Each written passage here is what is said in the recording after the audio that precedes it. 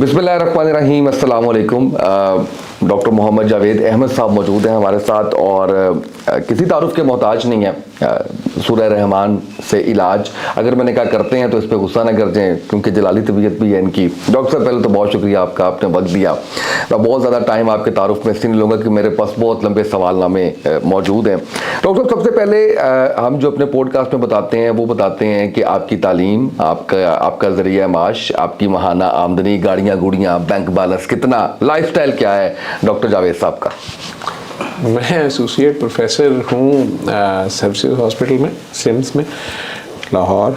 और मेरे माशाल्लाह 3 बच्चे हैं माशाल्लाह। आज ही सबसे छोटे का आज ही कॉन्वोकेशन हुआ है माशाल्लाह। तो फास्ट यूनिवर्सिटी से उसने बीएस किया, जॉब पे ऑलरेडी वो है। कॉन्वोकेशन तो लेट होता है। उससे बड़ा वाला भी जॉब पे है, 1 साल पहले से आईसीसी में है और आईसीआई में।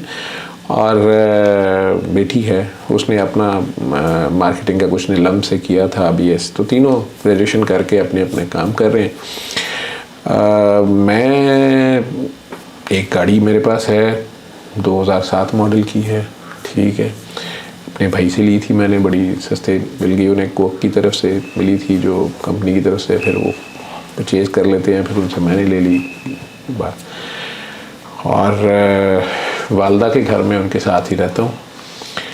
बैंक बैलेंस मेरा नहीं ख्याल कि एक प्लॉट कोई है जिसकी अभी किस्तें जा रही हैं 10 मरले का, वो भी किसी ने दोस्त ने ज़बरदस्ती अपनी एप्लीकेशन दी तो मेरी भी दिलवा के, और उसने कहा जी ये ले लें, ये चलेगा। तो वो अभी किस्तें जा रही हैं, पता नहीं फाइल जैसे होती है, प्लॉट पता नहीं कहाँ है, ठीक है। और उस पर भी जो है, इसके अलावा कुछ नहीं बनाया। मैं लाइफस्टाइल मेरा यही है, इंतहाई सादा मेरा लाइफस्टाइल है।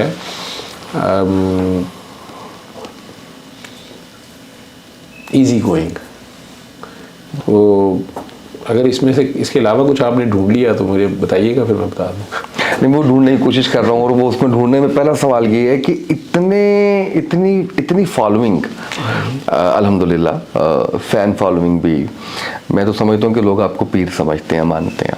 बेशक आप इस बात पे गुस्सा करें, क्योंकि मैंने विटनेस किया हुआ है, मैंने देखा हुआ है। आप हालांकि डांटते हैं, मना करते हैं। वो प्यार के से एक अच्छा डॉक्टर, अगर लोगों को लगता है शायद कि वो उनके लिए थोड़ा एक्स्ट्रा कंसर्न है और उन्हें शिफा मिल जाती है, तो मेरा ख्याल वही होगा। मैं इसमें, वो एक मूवी थी डियर ज़िंदगी, शाहरुख खान की और आलिया भट्ट की, तो उसमें आलिया की अटैचमेंट उसमें दिखाई गई पेशेंट की। तो शाहरुख खान ने बड़ा तरीके से अपने आप को एक किनारे पे रखते हुए उस डिस्टेंस को मेंटेन किया पेशेंट डॉक्टर का जो होना चाहिए।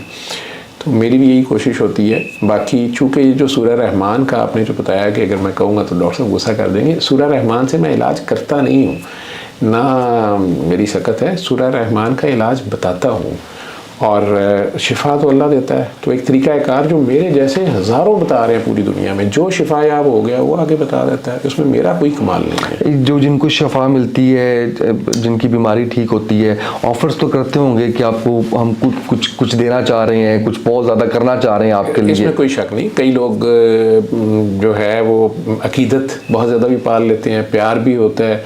और बल्कि आज भी कोई साहब जो हैं, ये मेरे क्लिनिक पे बाहर, बहुत फ्रीक्वेंट नहीं है ये, लेकिन वो कोई चावलों की बोरियां 2 छोड़ गए। मैंने एक चौकीदार को कहा इसको दे हॉस्पिटल के वो गड़ी में, और एक मैंने जो है वो पार्किंग वाला बच्चा भी बड़ा अच्छा, मैंने कहा उन्हें दे दें। चावल की बोरी भी घर नहीं रखते अपने लिए, अगर ऐसे आ जाए कोई? यही अपनी ज़मीनें हैं हमारी, मेरे दादा की, और हमारी बल्कि आजकल तो खेती बड़ी खुद करनी पड़ रही है। मेरा भाई बेचारा सुपरवाइज़ करता है जाके, CFO कभी कोक था, बड़ा समझदार आदमी है, लेकिन ये ड्यूटी साथ देने की कोशिश कर रहा है। जड़ा वाला तहसील में हमारी ज़मीनें हैं, तो वो इश्तारातन समझ लेना इस बात को कि ये मैंने उस मानी में कहा है। नहीं, मैं कुछ चीज़ें देखें, तोहफा जो है वो मुसलमान कबूल कर भी लेता है, एक मुसलमान दूसरे मुसलमान से करे, लेकिन इस तरीका इलाज के बदले में मैं कोई चीज़ नहीं ले सकता, मैं शुक्रिया भी नहीं ले सकता। तो नहीं, मेरा उसमें कमाल कोई नहीं है। हाँ, अगर दोस्ती बन जाती है तो मेरा सबसे बड़ा, फिर उससे अगर डिमांड होती है, जो मैं आपको फ्रैंकली बताता हूँ, तो बहुत जी कोई किसी की बीमारी ठीक हो गई, किसी की औलाद 20 साल बाद हो गई है, ये मैं उसे कहता हूँ आपने ये आगे बताना है और अपनी मिसाल दे के बतानी है। जैसे मैं अपनी मिसाल देता हूँ कि जी मुझे HIV का या BC वायरस का प्रिक हो गया था, अल्लाह ने मुझे करम कर दिया। HIV वाले तो ठीक हो गए भी, कहते हैं डॉक्टर साहब मैं किमें दसांगा लोग मेरे से ये वो तो चले मैं उन्हें एज देता हूँ कि चलो यार तुम कहना मुझे ख़तरनाक बीमारी हो गई थी तो डॉक्टरों को पता नहीं चल रही थी, तो अल्लाह का शुक्र है मैं ठीक हो गया।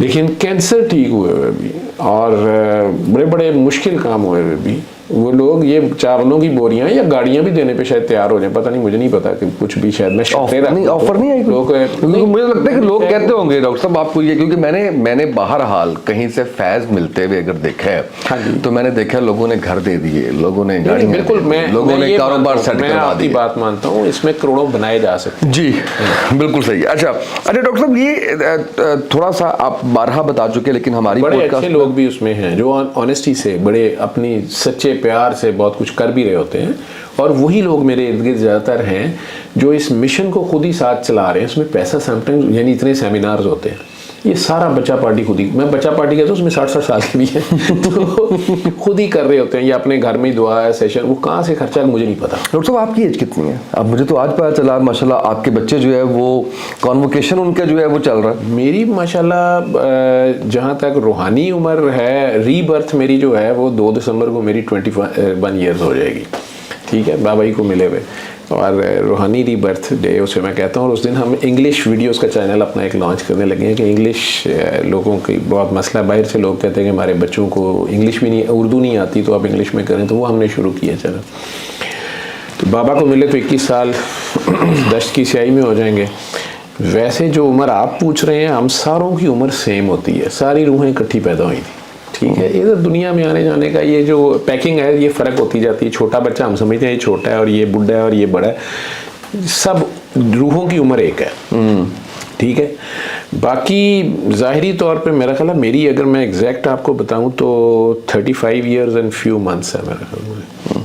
हाँ जी एग्जैक्टली, फ्यू मंथ्स अब मैंने कैलकुलेट नहीं किए, तो कुछ होंगे 100-150 महीने होंगे। बिल्कुल सही। अच्छा मैं आपसे गुजारिश ये करना चाह रहा था कि आप बारहा आप जिस भी महफिल में जाते हैं वहाँ पे आप बताते हैं कि किस तरह से सूरह रहमान पढ़नी है और क्या करना है, क्योंकि हमारी ऑडियंस के लिए आप पहली दफ़ा आए हैं, उनके लिए थोड़ा सा बता दें कि क्या हर बीमारी का इलाज है, क्या परेशानी का इलाज भी है, क्या माली मुश्किलात का भी इसके अंदर है? आपने उस रहमान रब के आगे पेश हो जाना है। आप जिस मर्जी मज़हब से हैं, आप मुस्लिम भी नहीं हैं, आप नॉन मुस्लिम हैं, आप नेक भी नहीं हैं, आप गुनाहगार हैं, वो रहमान है ही गुनाहगारों के लिए। तो आपने इस तिलावत को मज़हब के तौर पे नहीं, इसको एक तरीका इलाज के तौर पे, सुबह दोपहर शाम, दुनिया का कोई मसला है आपको, आपने इसको कारी बासित मिस्री की आवाज़ में आंखें बंद करके पास आधा गिलास पानी रख लें और आंखें बंद करके लेट जाएं या बैठ जाएं, जैसे आप सुन सकते हैं। कई बार वुज़ू भी नहीं बंदा कर सकता, पेशेंट्स को पेशाब की नालियाँ लगी होती हैं, पैम्पर्स लगे होते हैं, दिल पाक हो उसका। वो जो कोई भी इंसान है जिसने ये सुननी है, वो आंखें बंद करके बस इसको 20 मिनट की तिलावत को सुन ले, सुबह दोपहर शाम, 1 हफ्ता सिर्फ। हर बार सुनने के बाद वो पानी ले, आंखें बंद करे दोबारा, और अपने दिल में जितने प्यार से 3 बार अल्लाह अल्लाह अल्लाह कह सकता है, प्यार से 3 बार अल्लाह के, आंखें बंद ही रखे और वो पानी भी 3 सांसों में पी ले, फिर आंखें खोल दे। 8वें दिन अपने आप से पूछे कि अब मेरे हालात क्या हैं, क्या मसला है, मुझे इसमें से मिला क्या है। मिल उसको पहले दिन से उसका जिस्म जो भी ऑनेस्टी से इसको करेगा, पूरी डेडिकेशन से, उसको पहले तजर्बे से सेकंड के 1000वें हिस्से में उसको पता चलेगा कि उसके कोई कनेक्शन हुआ है, ठीक है। कई नॉन मुस्लिम्स होते हैं, वो कहते हैं मैं गॉड कह लूँ, मैं कहता चल यार तू गॉड कह ले, लेकिन कहना प्यार से है, अपना दिल साफ कर ले, तू उसकी मखलूक को माफ़ कर दे उसकी खातिर, और अपनी गलतियों पे शर्मिंदा होके या फ़ख्र से उसके आगे चले जाए। जैसे बच्चा पूरा पैम्पर गंदा करके, पूरे कपड़े गंदे करके भी माँ के आगे तो फ़ख्र से चला जाता है, मैं कारनामा कर दिया, माँ उसे फिर नहला धुला के साफ करती है। तो वो तो 70 माँ से ज़्यादा प्यार करता है, जिसने इतना ख्याल रखा हुआ है कि इसको नाखून भी चाहिए होंगे, इसके बाल ऐसे अच्छे लगेंगे, ये कान थोड़े पीछे चंगे लगेंगे, यदि नक दी चोंज इंज होनी चाहिए, इतना जिसने सोचा है वो अब बेखबर होगा। ये टेलीफोन वाले जो हैं, ये 2-2 साल से फ़ोन हमने ख़रीदे हुए हैं, तो ये वहाँ से अभी भी अपडेट कर रहे हैं और पता नहीं क्या कर रहे हैं। तो जिसने हमें बनाया वो हमारी तरफ से बेखबर होगा, आप उसकी तरफ जाते ही नहीं है। तो आपने सिर्फ ध्यान उसकी तरफ करना है। ये रूह जो है ना, असल में एक जिस्म है, एक रूह है, ऐसे ही है। बिल्कुल ऐसे ही है। मैं as a scientist, as a doctor भी मानता हूँ कि ये बॉडी जो है, एक नुक्ता सारे समझ लें कि हम डॉक्टर्स, मैं आईसीयू स्पेशलिस्ट हूँ, तो आईसीयू वाले तो बड़ी जल्दी समझेंगे, सारे डॉक्टर्स समझते हैं इस बात को। हम डेथ सर्टिफिकेट एक पेशेंट को डेड कब डिक्लेयर करते हैं? जब रूह और जिस्म का नाता टूट जाता है। हम कई पेशेंट्स होते हैं जिनका आपने सुना होगा कि जी वो वेंटिलेटर पे है, लेकिन डॉक्टर कह रहे हैं वेंटिलेटर फिर बंद कर दिए, फैमिली नहीं मान रही, वो कह रहे हैं ब्रेन डेड है। आपने कई बार टर्म यूज होगी, ब्रेन डेड है, ठीक है। किसी भी वजह से पेशेंट का बहुत देर ब्लड प्रेशर जीरो रहा, पेशेंट का हार्ट रुका रहा, पेशेंट को कोई जहर ऐसा चला गया, कोई गैस ऐसी, कोई बीमारी ऐसी हो गई, या ब्रेन के ऐसे एरिया पे अटैक हो गया जहाँ से सांस रुक गया, ख़त्म हो गया ब्रेन, तो अब उसका सांस नहीं आ रहा, उसको आर्टिफिशियल मशीन लगाई हुई है। डॉक्टर्स फैमिली को कन्विंस कर रहे होते हैं कि देखें इसका ब्रेन ना परमानेंट चला गया, ठीक है। अब ये मशीन सिर्फ इसके अंदर है, वहीं ऑक्सीजन फेंकी जा रही है, तो ये चल रहा है हार्ट भी और नब्ज़ें भी। तो अब ब्रेन तो दोबारा रिवाइव नहीं हो सकता, दुनिया में ऐसी कोई दवाई फिलहाल एलोपैथी के पास नहीं है कि वो ब्रेन को रिवाइव कर ले। तो अब 48 आवर्स हो गए हैं, दुनिया में ये रूल्स हैं, ठीक है, कि आप पेशेंट को जिस वक्त डॉक्टर्स को ये शक पड़ता है कि ये ब्रेन डेड है, ठीक है, इसका ब्रेन स्टेम चले गई है, जहाँ पे सारे कनेक्शंस हैं मेन, ये सारे ब्रेन के ऊपर से आके नीचे हराम मगज जहाँ से शुरू होता है, वहाँ मेन सारा कनेक्शन है, वहीं से उड़ गया है। चाहे ऊपर सारा ब्रेन ठीक है, दरमियान से उड़ गया, सारी उड़ गया ना मेन स्विच, तो अब उसने कुछ नहीं कर सकता। वो फैमिली को, नियर रिलेटिव को, पूरी दुनिया में ये मसला है डॉक्टर्स का, जब से वेंटिलेटर आए, कि यार ये बंदा कोमा में पड़ा है, ब्रेन है ही नहीं है, कोमा भी सादा नहीं, वो वाला कोमा है जिसमें अब ये कोमा किया फुल स्टॉप हो गया। तो डॉक्टर्स के ये मसले रहे, इसलिए पढ़े लिखे मुल्कों में तो इसके लॉज बन गए हैं। हमारे तो वैसे ही हम सारे अल्लाह तो चलते हैं ना, साडा तो कानून होए भी जैसी तोड़ देना, तो हमारे तो कानून बड़े साहब की बात है, जो भी जिसके वो क्या लाठी, उसके तो लाठी वालों का कानून है। तो वहाँ पे तो ये लॉज है, उनमें मुख्तलिफ कंट्रीज़ में ये लॉज हैं, तो उसमें एक कंसेंसस सा कह लें, ज़्यादातर मुल्कों में एक सीनियर डॉक्टर असेस करता है कि नहीं यार इस पेशेंट का तो ब्रेन डेड हो गया। पहले ये चले आईसीयू में 10 दिन से था, इसका नमोनिया, कोविड इसका फाइट हो रहा था, लेकिन उसी दौरान कहीं लिवर फेलियर था, किडनी फेलियर था, हार्ट फेलियर था, लेकिन ब्रेन उड़ गया इसका। वेंटिलेटर तो हमने लगाया हुआ था। तो अब वो फैमिली को कन्विंस करते हैं अपना एनालिसिस पहले करके, एग्जामिनेशन करके, वो कहते हैं कि जी हमारे एनालिसिस के मुताबिक इसका ब्रेन चला गया, तो अब इसको फर्दर वेंटिलेट करने का फ़ायदा नहीं है, हम फर्दर अभी कोशिश जारी रखे हुए हैं, हम 24 आवर्स के बाद रीअसेस करेंगे, और मैं नहीं करूँगा, मेरे कैलिबर का या एक सर्टन कंसल्टेंट लेवल का बंदा जो है, या सीनियर रजिस्ट्रार लेवल का बंदा जिसका कम अज़ कम पोस्ट ग्रेजुएशन के बाद भी 4-5 साल एक्सपीरियंस है, वो बंदा इसको रीअसेस करेगा, जो होगा भी ब्रेन का स्पेशलिस्ट। और अगर वो भी 24 घंटे के बाद इससे कहता है कि नहीं ब्रेन चला गया है, तो फिर हम आपसे फर्दर बात करेंगे। बिल्कुल सही। अच्छा, यूके में तो जहाँ गवर्नमेंट पैसे देती है हर चीज़ के, वो तो 48 घंटे के बाद कहते हैं कि भाईजान आपने नहीं वेंटिलेटर बंद कराना, बाढ़ में जाए, हमने कर दी है। यंग बंदा है, हम बल्कि इसके ऑर्गन्स भी निकाल रहे हैं, हार्वेस्ट कर रहे हैं, डोनेशन में काम आएगा। अमेरिका वगैरह में फैमिली का कंसेंट चलता है, विल चलती है, सारा कुछ, लेकिन मुख्तलिफ मुल्कों के मुख्तलिफ लॉज हैं। लेकिन कहने का मकसद ये है कि उसे डेड नहीं डिक्लेयर किया जा सकता, ठीक, क्योंकि उसका हार्ट चल रहा होता है, उसकी नब्ज़ चल रही है, उसका ब्लड प्रेशर होता ही है थोड़ा बहुत, नब्ज़ चल रही है, हार्ट चल रहा है, तो फैमिली कई बार आर्ग्यू करती है कि डॉक्टर साहब ईसीजी आ रही है, हार्ट चल रहा है, आपने भी देखा होगा। लेकिन अगर किसी पेशेंट का ब्रेन बिल्कुल ठीक है, लेकिन किसी वजह से उसका हार्ट बंद हो गया, स्ट्रेट लाइन हो गई, डॉक्टर्स उसका सीपीआर कर रहे हैं, बिजली के झटके भी दे दिए हैं, पेस मेकर डालने की कोशिश कर लिया है, चेस्ट कंप्रेशंस भी मैक्सिमम कर लिया, आधा घंटा पूरी कोशिश कर दी है। उसके बाद वो कहते हैं जी सॉरी ही इज़ डेड। वो ये नहीं कहते ही इज़ हार्ट डेड, कहते हैं ही इज़ डेड। आ गए डॉक्टर साहब का दिमाग बिल्कुल ठीक है, डॉक्टर साहब बिल्कुल जवान बंदा है, डॉक्टर साहब लत्ता मामा ठीक ने, सारा कुछ ठीक है, उसका हार्ट डेड है। तो बंदा डेड कब होता है? जब उसका हार्ट डेड होता है। ए नबी ये मुर्दा हैं, इनके दिल मुर्दा हैं। अल्लाह, ठीक है, बोले शाह सा मुर्दे वेखे, खांदे पींदे नाले टुरदे वेखे, ठीक है।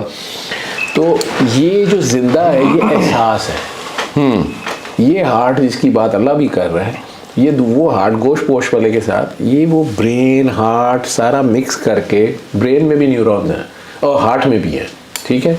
ये जो एहसास है, एहसास जिंदगी है। मुर्दे को एहसास नहीं होता, जिंदा को होता है। बिल्कुल ऐसे ही है। मुर्दे को दर्द नहीं होता, ये दर्द ही लगे तो जाग लगती है ना, ये दर्द ही लगे तो याद आता है, वही अल्लाह हाथ दरवाजे में आता है ना तो फिर याद आता है। तो मुर्दे को नहीं हुई होता, जिंदा को होता है। तो जिंदा तो जानवर को भी दर्द होती है, ऐसा ही है। तो जिसको दूसरों की दर्द होती है वो कौन है? वो इंसान है।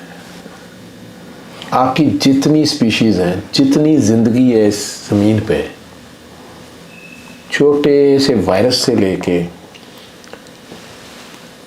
बैक्टीरिया से लेके फ्रॉग, काकरोच, फिश, मगरमच्छ, अगरमच्छ, ठीक है, हाथी, गैंडे, शेर, चीते, दरख्त, सूरज, चांद, सितारे, इनमें से कोई भी ग्रो कर रहा है, किसी ने इनोवेट किया है, किसी की इनोवेशंस हैं, किसी की इन्वेंशंस हैं, इंसान की है। इंसान ने जो भी इन्वेंशन की दूसरों के काम आई, उसको अपनी मुसीबत पड़ी, उसने ज़रूरत इजाद की माँ है, ठीक है। क्या जानवरों को ज़रूरत नहीं है? वो घर बनाते हैं, लेकिन जो घर उनका आज से 1000 साल पहले था वही घर बना रहे हैं। कीड़ियाँ जो आज से 1000 साल पहले घर बनाती थी वही बना रही। बिया जो घोंसला कर रहा था बड़ा इंट्रिकेट, मकड़ी जो जाला बुन रही थी वही बुन रही है। शेर, हाथी, चीते, गैंडे जैसे रह रहे थे वैसे रह रहे हैं। इंसान खलाओं में चला गया और रब ने 1400 साल पहले क्या, हमने ज़मीन व आसमान तुम्हारे लिए मुसख्खर कर दिए। ये जो हज़रत इंसान है, इनके अंदर जो जान है ये रब की जान है ना, मेरी रूह मैंने फूंकी। जानवरों में, दूसरी हर मखलूक में भी जान है या रूह है। हमें ना मट्टी, आग, पानी और हवा 4 अनासर हैं जी, इनसे बनते हैं। केमिस्ट्री वाले तो कहते हैं नहीं जी 100 से भी ज़्यादा अनासर है, वो ठीक है, वो तो साइंटिफिक बात है ना आगे, लेकिन 4 मेजर चीज़ें जो हैं। तो 5वीं चीज़ रूह नज़र आती है सारी चीज़ों में। तो वही रूह अगर जानवरों में है, वही रूह बैक्टीरिया में है, वही रूह इंसानों में है? नहीं, इंसान की रूह कोई ख़ास नूर है। बिल्कुल सही है। ये जो 5वां पॉइंट है, ये आगे से फिर इसमें डिफरेंस है इंसानों में। इन इंसानों में से कुछ की रूहें जो हैं वो बहुत कमज़ोर हो गई हैं, तो वो जिस्मानी तौर पे भी वीक हो जाते हैं और जिस्मानी सेहत भी ख़राब हो जाती है। और अगर वो नेगेटिव पोल को, जिसे शैतान कहा गया या नफ्स कहा गया, वो उससे जा जुड़ती है और वो बेहिस हो जाती है, वो सिर्फ सेल्फिश हो जाती है, उसको सिर्फ अपनी दर्द है, उसे दूसरों की दर्द नहीं है, ठीक है। तो फिर ये असफला साफिलीन की तरफ चलती है, जानवरों वाली ज़िंदगी से भी आगे चले जाती है। कोई ताकत इसके पास बहुत है। बिल्कुल सही, ठीक है। अब इसके हाथ में बंदूक पकड़ा दी गई है, लेकिन ये बंदूक जहाद के लिए नहीं, ये डाके मारने के काम आ रही है। ताकत वही है उसके पास, दूसरों को लूटने के काम आ रही है, दूसरों को एक्सप्लॉइट करने के काम आ रही है, दूसरों को ब्लैकमेल करने के काम आ रही है। लेकिन ये जहाद, जिसे जद्दोजहद कहते हैं, वो नहीं है। चादर और चार दीवारी के तहफ़्फ़ुज़ के लिए वही अगर नहीं इस्तेमाल कर रहा, तो इंसान ने सबसे पहले अपने आप को प्रोटेक्ट करना है, लेकिन फिर वो अगर दूसरों का भी सोचता है, ठीक है। तो ये है इंसान। आप जिस वक्त फंस जाते हैं, चले ऐसे कर लेते हैं, एज ए डॉक्टर मेरा जो थ्योरी है, जब मैं जोर देता हूँ माफ़ी पे, इवन सूरह रहमान का मैसेज बाबा जी जो देते थे ना, वो भी दुआ कराते थे, कहते अपना दिल साफ करके, सबको माफ़ करके, अपनी गलतियों पे शर्मिंदा होकर अल्लाह के आगे पेश हो जाए। वो रहमान है। एक अपने आप में एक फीलिंग थी। बाकी मेरे कजन्स थे जो CSS ऑफिसर, उन्होंने मुझे डिस्करेज भी किया। उन्होंने कहा यार तू हराम खाना है, जे तू हराम नहीं खाना छड़ दे, रहने दे, साढ़े तरह चलो। तीनों लोरा लाई, मैंने नाम नहीं सुना था, तीनों लोरा लाई पोस्ट कर दी। तो उन्होंने डिस्करेज भी किया। 2-3 महीने में जो मैंने रैकी शैकी की, वो थी तो यही। लेकिन मुझे, मेरी ऑनेस्टली स्पीकिंग, मेरी जो अपनी पैशन थी वो पाकिस्तान आर्मी थी जब मैंने FSC की। लेकिन डॉक्टरी में भी नंबर आ गए, और या क्रिकेट थी।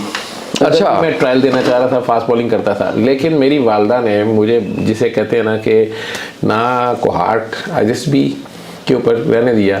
उन्होंने मुझे कहा मेडिकल कॉलेज आ गया, जाओ और ज्वाइन करो। पता है अब भी ऐसे, लेकिन उस ज़माने में तो बहुत ज़्यादा था ना डॉक्टर या इंजीनियर। हाँ जी, डॉक्टर।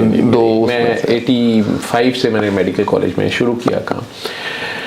तो ना आर्मी में जा सका और ना ही उधर जा सका।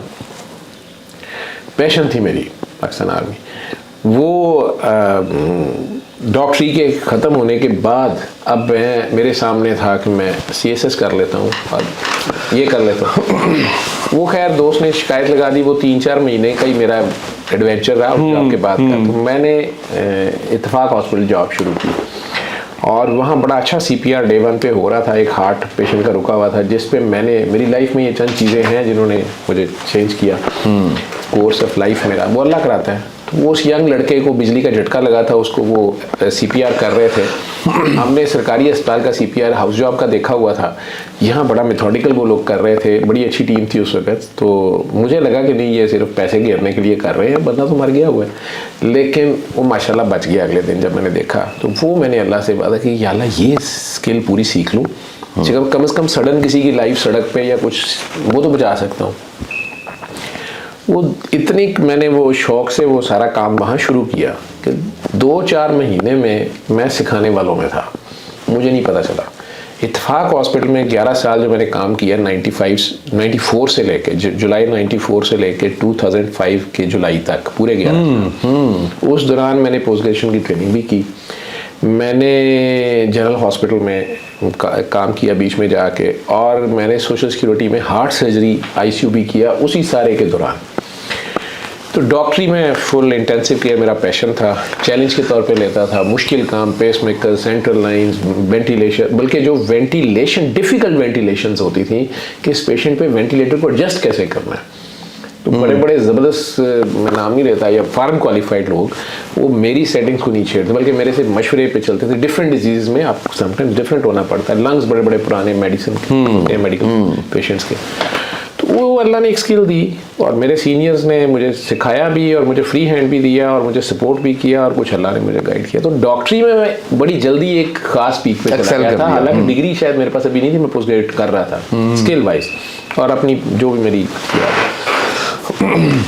जो बंदा वेडिंग नाइट पे इमरजेंसी मेडिकल जाके देखने चला जाता है कितना बड़ा पागल होगा। मेरी बेगम कहती मैं उस दिन सब्र कर लिया, ठीक है। और फिर मेरा ख्याल है भाभी साहिबा ने आज दिन तक सब्र ही किया। वो कहती मुझे उस दिन समझ आ गई थी कि बस ठीक है। लेकिन ये तो एलोपैथी थी, उसको नहीं, भाभी को नहीं मैंने तुम्हारी को पता चलने दिया 4 साल बाद कि मुझे प्रेक हो गया। 2 बच्चे, ये बेटी जो आज माशाल्लाह पढ़ गई है, बेटे जो दोनों पढ़ गए हैं, ये तीसरा बेटा जिसका आज कॉन्वोकेशन था, ये माँ के पेट में था, अभी ये हादसा हुआ। डॉक्टर साहब कितना मुश्किल था वैसे, क्योंकि आप अपने लाइफ पार्टनर से शेयर नहीं कर रहे। नहीं, वो शेयर करने वाली चीज़ ही नहीं थी। मतलब वो तो मैं क्या, मतलब जब वो कुछ नहीं कर सकती तो वो कहती है, मैं सोचा कि या तो वाकई बहुत ट्रेनिंग सकता है। मैंने 3 हॉस्पिटल्स में जॉब शुरू कर दी ना, तो मैं कहें जी मैं बहुत ट्रेनिंग हो रही है, बहुत मुश्किल काम है ये, इसमें ऐसे ही करना होता है। ओके, ठीक है, मैं बिजी करना खुद को ज्यादा, भाई मैं घर ना जाऊं, मेरे से जेन में कि मेरे से एक तो घर में इन्फेक्शन ना फैले, किसी को लग ना जाए, ठीक है। दूसरा, मेरी शक्ल से, मेरे काम से मैं फारिग बैठूंगा, मेरी माँ को पता चल जाएगा। मेरी माँ, मेरी बहन और मेरी बेगम या मेरे सारे घर वाले ये बड़ी जल्दी मुझे रीड कर लेते हैं। मैं पेट का भी कच्चा हूँ लेकिन उसके बावजूद ये रीड कर लेते हैं सारे मेरे क्लोज कजन्स भी जितने हैं। मैं के काम में बिजी रहूँ। दूसरा, उस ने ईमेल होती थी, ईमेलें डालते रहना, कभी किसी दोस्त को, कभी किसी को, यार वो मेरे कोलीग डॉक्टर को प्रिक हुआ है, मेरी नर्स को प्रिक हुआ है। उन्होंने आगे से कहना कि यार उन्होंने मरन दे, उन्होंने इसका कोई हाल नहीं है। तो फिर होम्योपैथी, एलोपैथी के बाद ये हकीम साहिबान, फिर पीर साहिबान, उलमा साहिब, सब कुछ। मैं 2 साल में देखें गर्जमान दीवाना होता है। शेयर किया किसी से? मेरे प्रोफेसर्स दोनों जो थे ना, जो थे यूनुस शेख साहब, वो तो उन्होंने तो फौरन बड़ी अच्छी मुझे एडवाइस दी। उन्होंने कहा किसी को ना बताना, तुम्हें जॉब में ना प्रॉब्लम आए, तुम आप प्रोसीजर ऐसा कोई ना करो जिसमें तुम्हें खट लग सकता हो, पेशेंट बेचारे को ट्रांसफर हो सकता हो। वो मैं पहले ही नहीं करता था। हार्ट सर्जरी थिएटर में मैंने जाना छोड़ दिया। शायद मलिक साहब थे, उन्होंने बड़ा मुझे पुश किया। हार्ट सर्जरी के सर्जन है लाहौर के, बहुत बड़े सोशल सिक्योरिटी में, उन्हीं के यूनिट में मैं पोस्ट ऑपरेटिव ICU करता। उन्होंने कहा तुम मेरे साथ थिएटर में आओ। मैंने थिएटर नहीं करना, आई हेट सर्जरी। उसे बड़ा गुस्सा चढ़ा कि ये मैं बल्कि कह दिया आई हेट सर्जन्स। तो बड़ी देर उन्होंने ये बात दिल में रखी, लेकिन असल बात ये थी कि थिएटर में जाऊंगा, मैं असिस्ट करते हुए मुझे कट लग गया, मेरा ब्लड उस पेशेंट के साथ शेयर हो सकता। बिल्कुल ठीक हो गया। तो मैं कहते मैं करना ही नहीं है, मतलब मेरे सर्जरी में जाना ही नहीं। मैं ICU करता था, आईसीयू में मैं अपने आप को, यानी वो उसकी जो इंटेंसिव केयर थी उसमें मैं वैसे ही था अपने काम में। डॉक्टर साहब कैसे, मतलब आप इतना बड़ा एक आपके साथ चल रहा है कि ऐसी बीमारी जिसको बता नहीं सकते, बताते हैं तो लोग क्या कुछ कहते हैं, उसके बावजूद 3 जगह काम और वो सारा कुछ, कैसे इतना हौसला आया, किस तरह से ये सारा कुछ हुआ? अभी रूहानी सफर शुरू नहीं हुआ। हाँ। चले मैं ये भी कहूँ जी रूहानी शुरू हो गया तो उससे वैसे ही सहारा बड़ा मिलता है। रूहानी तो हम सारों का, रूह से ही तो शुरू होता है सफर, वो तो सारों का होता ही है। जिसको हम लोग जिसे रूहानी कहते हैं या दमदरूद कह ले, कुछ वो नहीं था, लेकिन सिचुएशन तो फंस गई। मेरा रूहानी तो शायद वही था जो अल्लाह को दुआएं करता था मैं, या जिस दिन मैं यतीम हुआ था तो उस दिन मैं अल्लाह से सवाल कर रहा था। सारे मुझे थप्पड़ मार मार के मेरी कदम मुझे रुला रही थी कि ये रो नहीं रहा, ये सख्ते में चला गया। हालांकि मैं अब्बा जी के पास खड़ा सोच रहा था कि ये कल ही मुझे कह रहे थे कि अल्लाह कभी गलत नहीं करता। उन्हें पता था कि ही इज़ गोइंग। तो 2 दिन वो कॉमा में रहे, फिर फौत हो गए।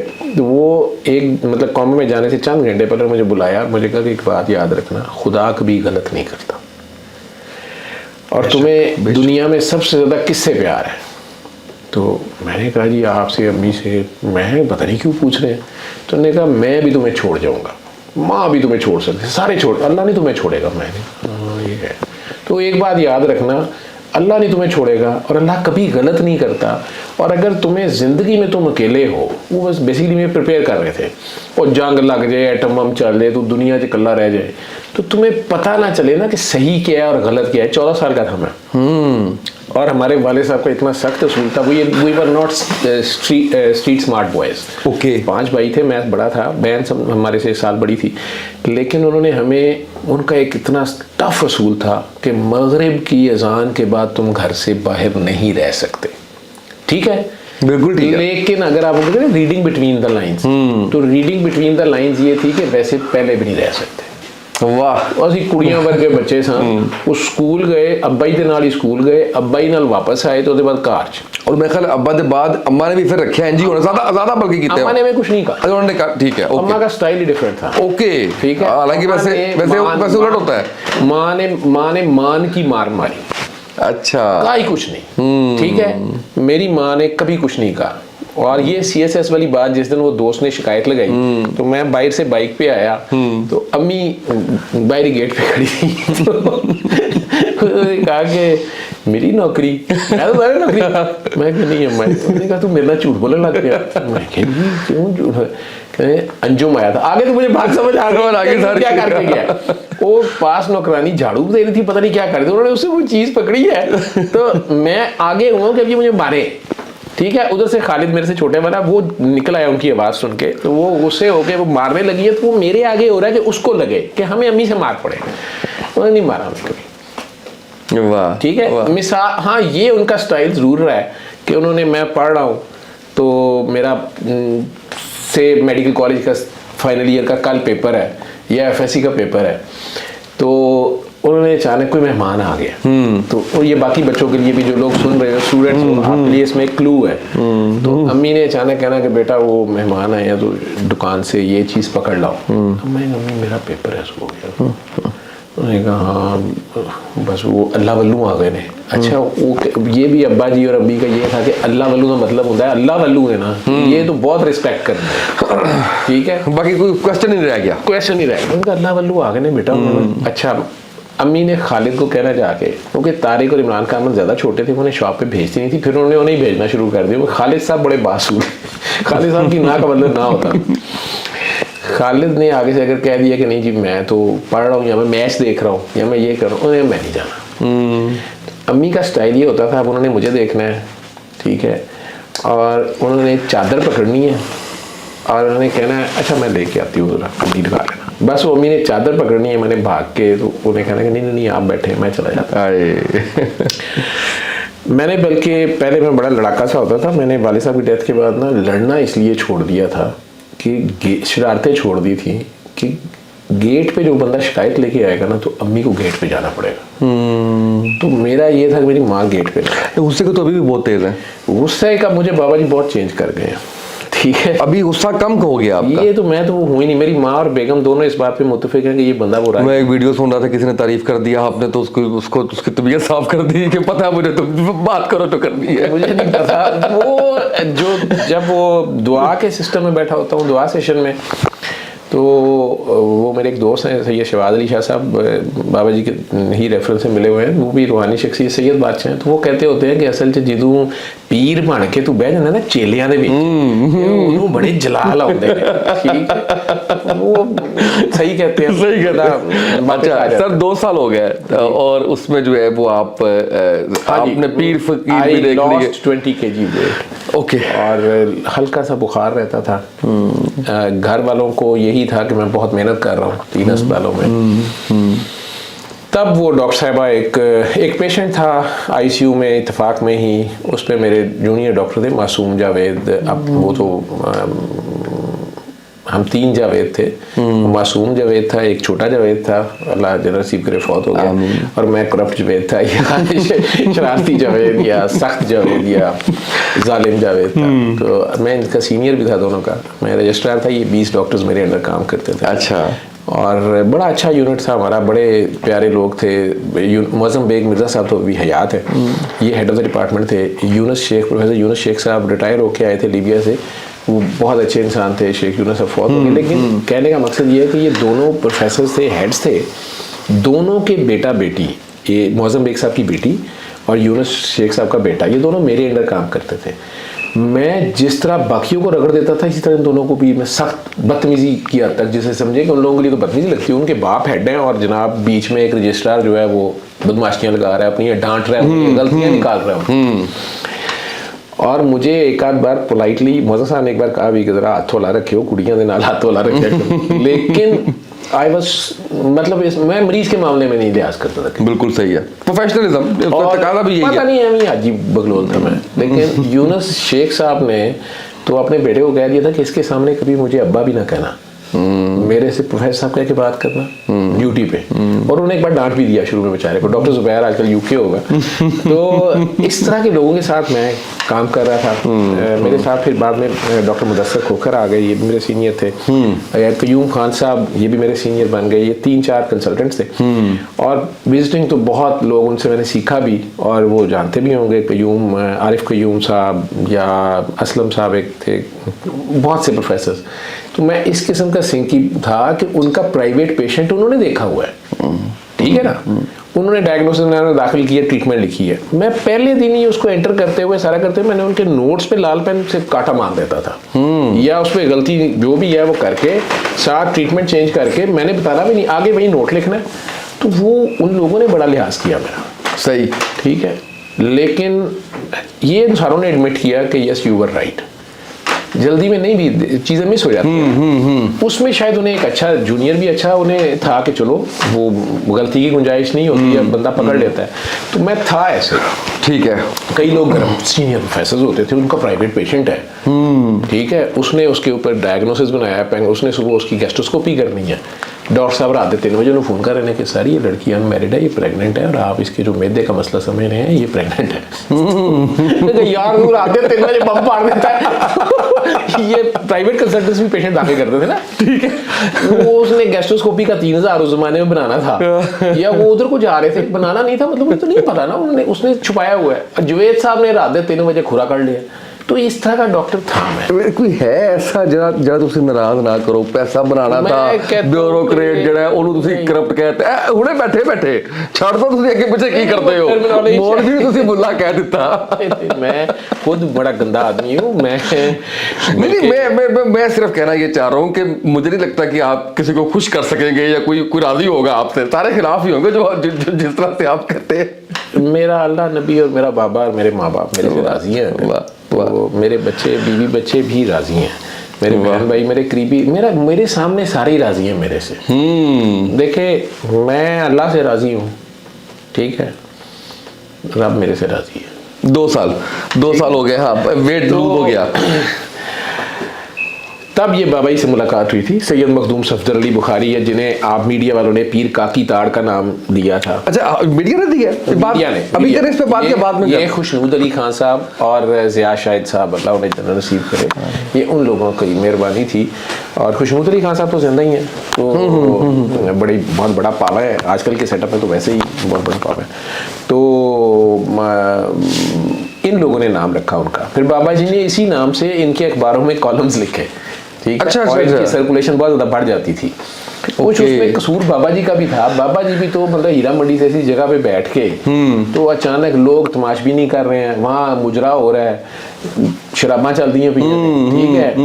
बाबा जी अचानक बीच में आके उन्हीं लोगों को कह रहे हैं, कोई थानेदार है, कोई बिजनेसमैन है, कोई कुछ है, जैसे भी लोग वहाँ आते थे, उसको अचानक कह दिया, ओए कभी काकी ताड़ी है, काकी ताड़ो, काकी ताड़ो, कभी काकी ताड़ी है, जाओ काकी ताड़ के आओ। वो अगले बंदे कहेंगे या तो बाबा पागल है, वो मजाक बना हुआ। दूसरा ये कि ये क्या बात हुई काकी ताड़, आपके मेरे जैसे चले, आपको मैं तुसी करो मैंने भी नहीं रगड़ दो, कोई गल नहीं है, मेरे जैसे जो डिसेंट शुरफा है जो उधर ही बैठे हुए हैं शराब पकड़ के, उन्होंने कहना यार ਇਹਦੀ ਕੀ ਗੱਲ ਕਰਨ ਦਾ ਤਰੀਕਾ, ਕਾਕੀ ਤਾੜੋ ਤੇ ਕਾਕੀ ਤਾੜੇ की ਗੱਲ ਹੋਈ यार, तमीज नहीं है ਇਹਨੂੰ ਗੱਲ ਕਰਨ ਦੀ। ठीक है, और वो कह रहे कभी काकी ताड़ी है। वो काकी किसको कहते थे? वो मारू को कहते थे। वो उनको ये कह रहे होते थे कि तुम जिस्म तुम अपनी तरफ से काकी ताड़ रहे हो, तुम अपनी तरफ से लड़की देख रहे हो, जिस्म देख रहे हो, बच्ची चेक कर रहे हो, जो टर्मिनोलॉजीज यूज होती है बिल्कुल ऐसे, ठीक है। तो काकी ताड़ रहे हो और तुमने काकी ताड़ी है।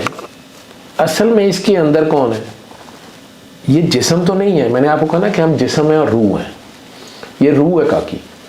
तो ये जिस्म आप कहते हैं डेड, वही डेड बॉडी पड़ी होती है ना। अभी मैं मर जाऊं तो आप में से कोई नहीं कहेगा कि जावेद साहब को कफन पहनाए, कोई नहीं कहेगा जावेद साहब को नहलाए, सब कहेंगे बॉडी को उठाए, बॉडी रखें, बॉडी छोड़ाए, बॉडी रखा है, बॉडी आ गई है, ठीक है, गुसल दे दिया जी बॉडी को, बॉडी हो गई ना जी। तो वो बीच में से कौन चली जाती है? रूह चली जाती है, रूह, काकी, ठीक है। और वो किसकी रूह है? माँ रूह, अल्लाह की रूह। वो कहते हैं किसके अंदर उसको देख जो असल उसल है।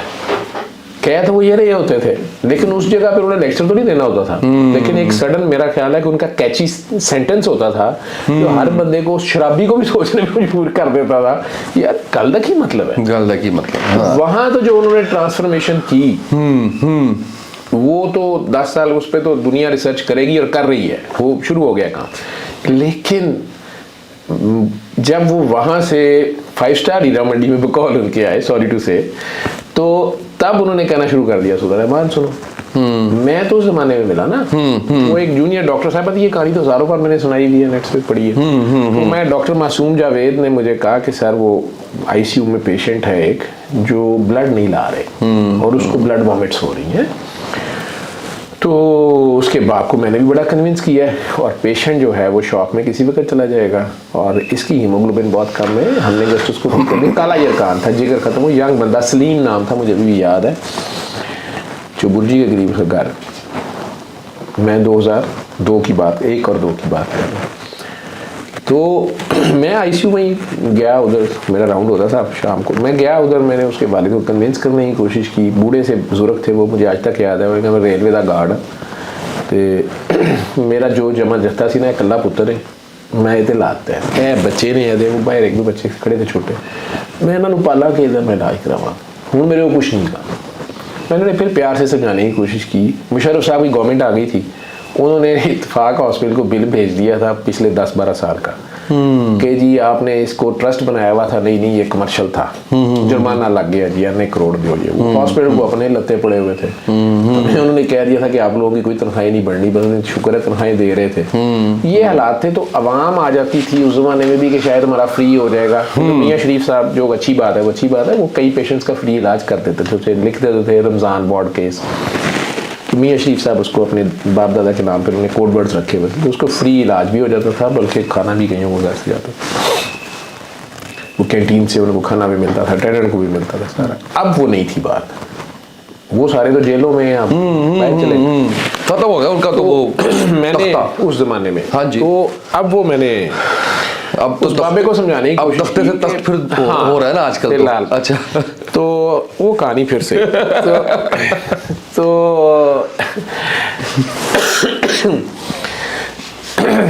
माकरू माकर अल्लाह वल्लाह खैरुल माकिरीन।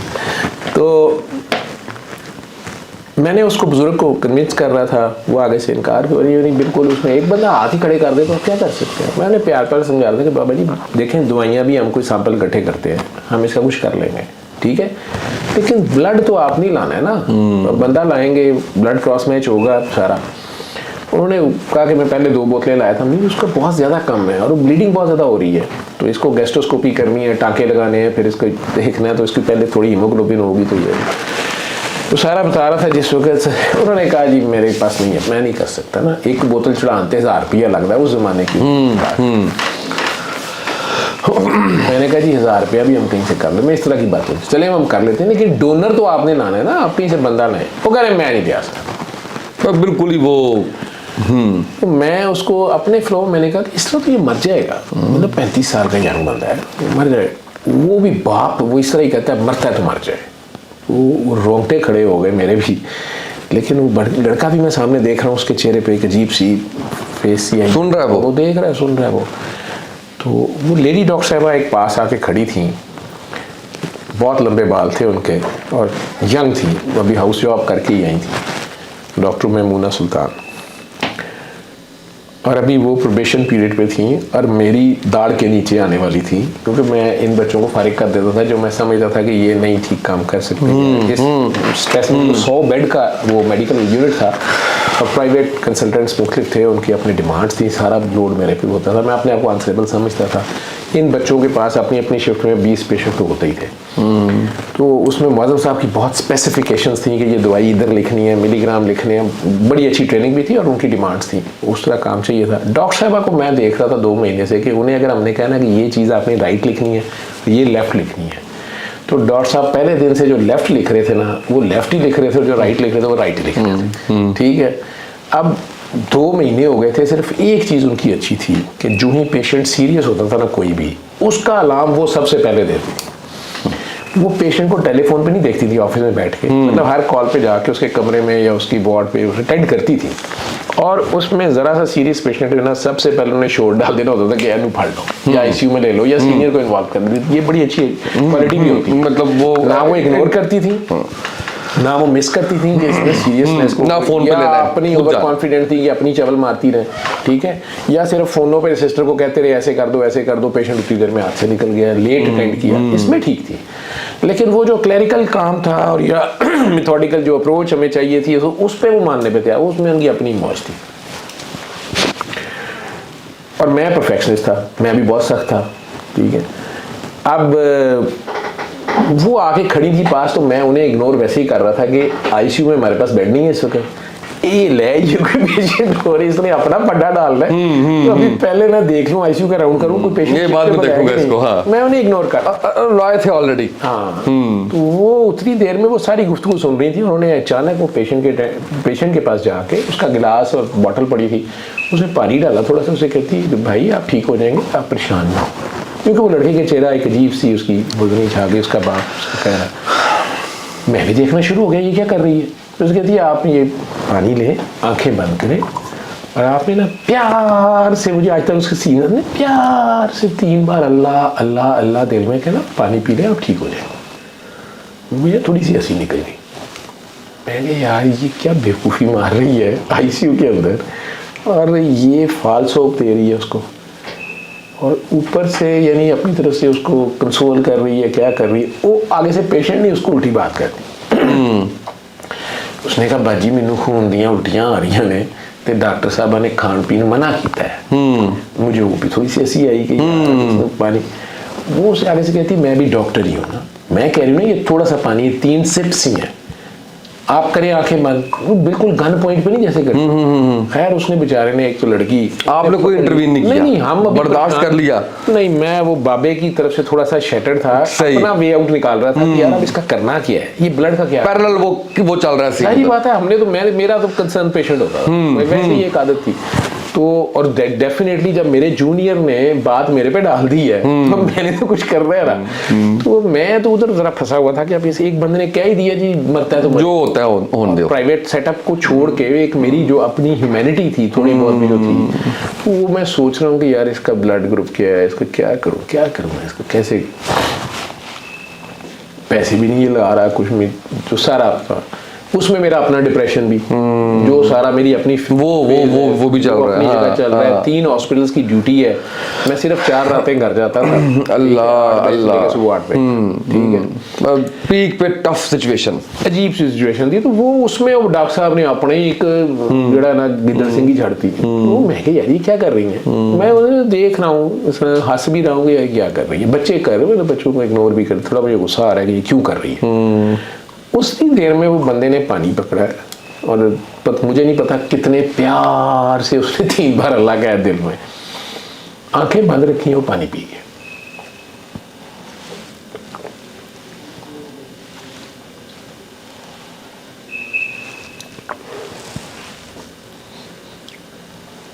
बाजी पानी जाम हो गया, मुझे आज तक याद है, पानी जाम हो गया। मेरी ना थोड़ी सी स्माइल आई, सरकास्टिक सी। वो लिवर का पेशेंट जब मरने वाला होता है ना, तो वो थोड़ा कॉमा में चला जाता है, ब्रेन उसका काम करना छोड़ देता है, इनकेफ्लोपैथी हम उसे बोलते हैं, तो हेलुसिनेशन और ये सारा। तो मैं कहा चलो तुसी ठीक कर लो, अभी वो ठीक बैठा हुआ था, नून जमजम सुनून लग पिया करना। वो उसे कहती बस मैंने आपसे कहा ना अल्लाह है ना, वो कहता जी अल्लाह नहीं, अल्लाह ते नहीं है, अल्लाह है। कहता हाँ नहीं अल्लाह है, बस आपने परेशान नहीं होना, आपने 3 पैसा करके पानी पीना है। सर मैंने कहा जी सर, यहाँ सूरह रहमान मिल जाएगी कारी बासित मिस्री की आवाज़ में, अगर कैसेट मिल जाए ना तो ये सुबह दोपहर शाम 7 दिन सुनेंगे, ये ठीक हो जाएंगे। मैं कहा डॉक्टर साहब आप ज़रा ऑफिस में बैठे, मैं आ रहा हूँ। ठीक है, मैं कहीं हूँ चौड़ी हुई जा रही है, ठीक है। मैं कहा आप ज़रा उधर बैठे ना, थोड़ा सा मुझे लगी भी किसी ट्रांस से, मैं मुझे पागल जी है कोई, पता नहीं की कर दी पई आईसीयू में, ये क्या कह रही है। वो दोबारा बिल्कुल मुझे नहीं वो बदर कर रही, मेरे से जान जाती थी जो मेरे जूनियर्स थे। अब वो बिल्कुल ही अजीब सी बात कर रही है। दोबारा कहती नहीं सर, कहीं से अगर वॉकमैन मिल जाए ना। आपको ही कहा? मुझे कही अच्छा, कि हर शेर का कोई सवा शेर होता है ना, ठीक है।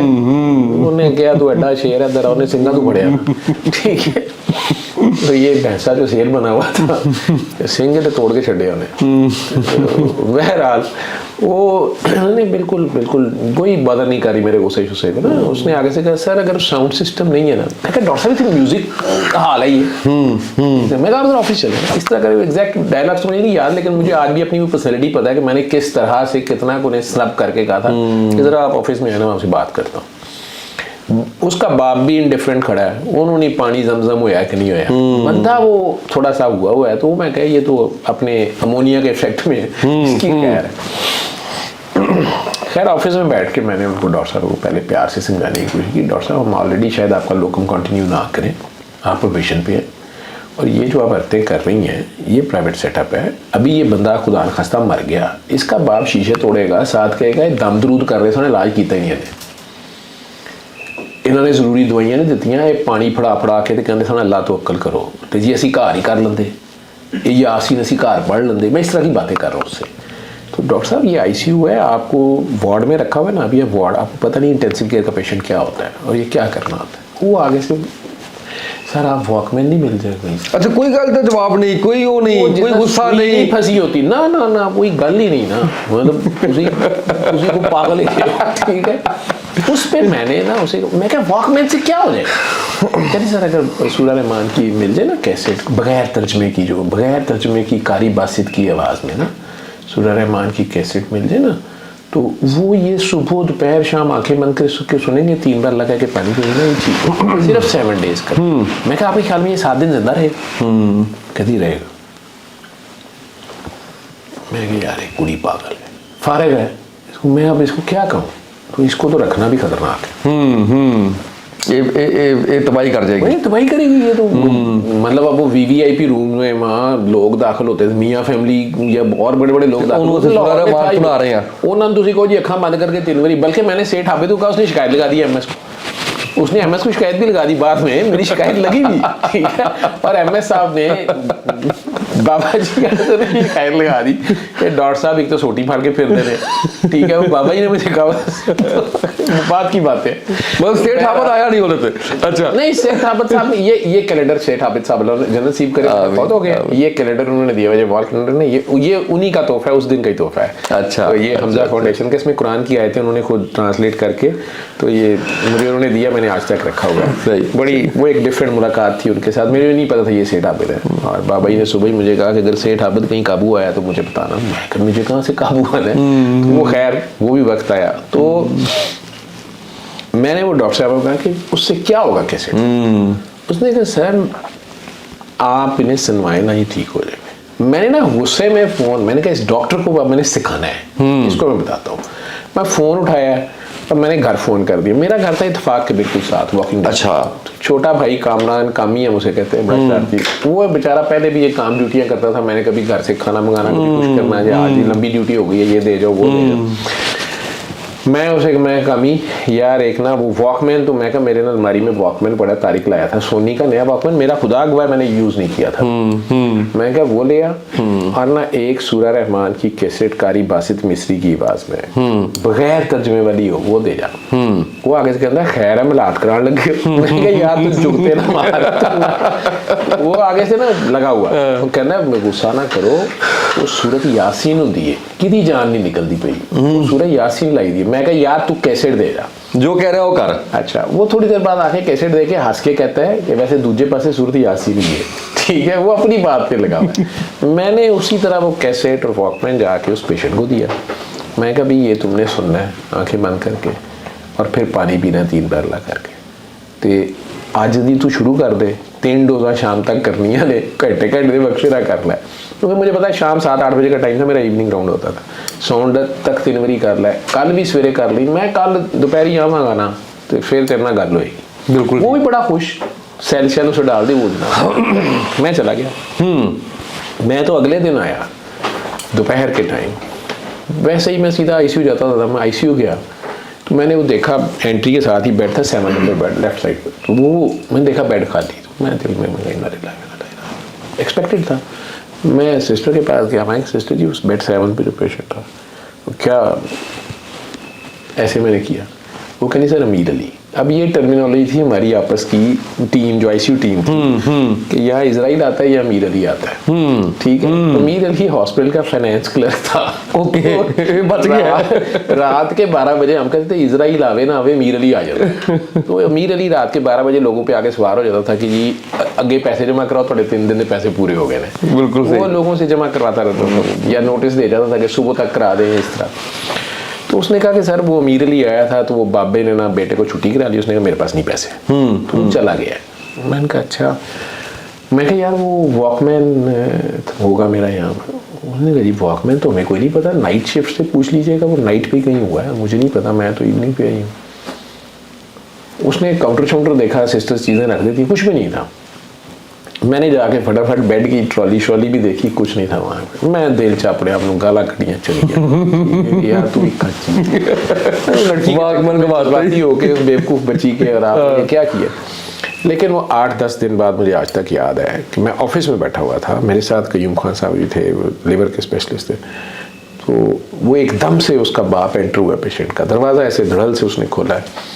तो मैंने देखते साहब मुझे याद आ गया ये बाबा वही है। मैंने डॉक्टर जवेद कितने थे, हम 3-4 लोग बैठे। मैं कहा यार मैं ही डॉक्टर जवेद, हाँ डॉक्टर साहब। तो मैंने कहा मेरे दिल में आया, मैं कि इसका बेटा जो है ना अब सीरियस है, मरने लगा, नीचे इमरजेंसी में लाया होगा, अब इसने कहना इसमें रूह फूकें, अब हम क्या करें। उसने इसी तरह मेरे से बात की, डॉक्टर साहब अल्लाह तुहाडा भला करे, मेरे पुत्र अल्लाह जिंदगी देती, मेरा पुत्र ठीक हो गया। मैं क्या किधर है वो। उतनी देर में वो बेटा भी आहिस्ता आहिस्ता कहीं चलता पीछे से आ रहा था, कपड़े उसने वही 7-8-10 दिन पुराने पहने हुए थे, काला सूट मुझे आज तक याद है। शलवार कमीज में अंदर एंटर हुआ, डॉक्टर साहब अस्सलाम वालेकुम। मैं कहा वालेकुम, तुम ठीक हो, तुम्हारे पखाने का रंग कैसा है, क्योंकि खून वाले का पखाना काले रंग का हो जाता है। कहता नहीं डॉक्टर साहब मुझे कोई खून नहीं आ रहा, मुझे पीला पखाना भी आ रहा है और उल्टी भी नहीं खून की आ रही। मैंने ना आहिस्ता से कहा, मैं क्या रिहा ही नहीं होना, अंदर खून तो कितों आना है। वो आगे से कहते हैं डॉक्टर साहब 5 सालों में पहली बार मुझे भूख लग रही है। अब लिवर के पेशेंट को भूख नहीं ज़्यादा लगती, डॉक्टर साहब मेरा जिस्म मुझे कह रहा है कि मैं ठीक हूँ, ठीक मैं ठीक हूँ, वो डॉक्टर साहबा कहाँ है? उसने कहा वो डॉक्टर साहबा कहाँ है? वो बाप भी वो उसका कहता हाँ डॉक्टर साहब वो डॉक्टर साहब वो थोड़ी वो डॉक्टर साहब कितने ने? मैं क्या पता नहीं किधर है, मुझे गुस्सा चढ़ गया। मैं क्या पता नहीं किधर है, वो ड्यूटी पे नहीं है। डॉक्टर साहब उन्होंने शुक्रिया अदा करो, डॉक्टर साहब परहेज की है खान दी। मैं उस लड़के को देख रहा हूँ यार परहेज क्या इसको पता नहीं है। तो मैं क्या बस इसको गोश्त ना देना। मैं कहता गोश्त देते पैसे ही नहीं गए। मैं क्या बस अल्लाह परहेज करा रहा है, लेकिन तुम अपना फ़ोन नंबर मैंने दे जाओ। उसने ना मुझे एक PTCL नंबर लिखवाया था कि ये हमारी गली में पान सिगरेट वाले का खोखा है, मेरे घर के सामने है, तो वो बुला देगा। मैंने कहा तुम ना मेरे से राब्ते में रहना है। बल्कि मैंने वो लिवर के डॉक्टर साहब को कहा, मैं सर ये वही पेशेंट है बेड 7 पे जिसको गैस्ट्रोस्कोपी करनी थी, ऐसे ऐसे मैंने कहानी सुनाई ना। कहते हैं हाँ, तो मैं कहा सर ये सूरह रहमान सुनिए, इसने 7 दिन। उसने उतनी देर मेरा वॉकमैन निकाल के मेरी मेज़ पे रख दिया। तो मैं अब ज़रा कन्विंस हो रहा था, वॉकमैन भी वापस आ गया। ठीक है, तो मुझे कहता है जी वो डॉक्टर साहब से मिलना। मैं कहा डॉक्टर साहब का मुझे नहीं पता, उनकी ड्यूटी है, पता नहीं रात की ड्यूटी है, उन्हें आना है। तो वो डॉक्टर साहब उसे कहते हैं उससे से कि अच्छा इसका अल्ट्रासाउंड करते हैं, देखते हैं लिवर श्रिंक था वो नॉर्मल साइज़ का हुआ है, और इसकी मैं गैस्ट्रोस्कोपी करता हूँ, इसकी जो रगें फूली हुई थी खुराक की नाली की वो ठीक हो गई हैं, इसका PCR कराते हैं वो नेगेटिव है। वो भी आगे से बड़ी बदतमीजी से कहता है 5 साल से मैं तो बहुत कुछ देता है मैं नहीं कराना कुछ भी, मेरा जिसम मुझे बता रहा है मैं ठीक हूँ। उसने नहीं कोई बात की, वो दोनों बाप बेटा चले गए। डॉक्टर साहब उससे मेरे सीनियर थे, उन्होंने मुझे कहा तेरा भी दिमाग ख़राब है यार, ये मुंबई में ये लंदन में लोग सूरह रहमान से ठीक होते हैं, क्या हो गया तुम्हें? भी चले गए। मैं चुप रहा। डॉक्टर साहब आई जब मैं 8 बजे जाना था, वो नाइट शिफ्ट पे है। मैंने उन्हें इसी तरह कहा, मैं कहा डॉक्टर साहब वो पेशेंट आपको याद है जिसको आपने सूरह रहमान सुनाई थी? कहती जी वो जो आपका वॉकमैन ले गया था। मैंने 1-2 बार उन्हें जुगत कराई थी, बाकी सबके सामने मजाक उड़ाया था। तो मैं कहा ये वो वॉकमैन दे गया? कहती है अच्छा आया था, कोई एक्साइटमेंट नहीं उसने शो की। मैं कहा वो बिल्कुल ठीक था, मुझे भूख नहीं लगी। कहती है सर वो मैंने आपको कहा ठीक हो जाता।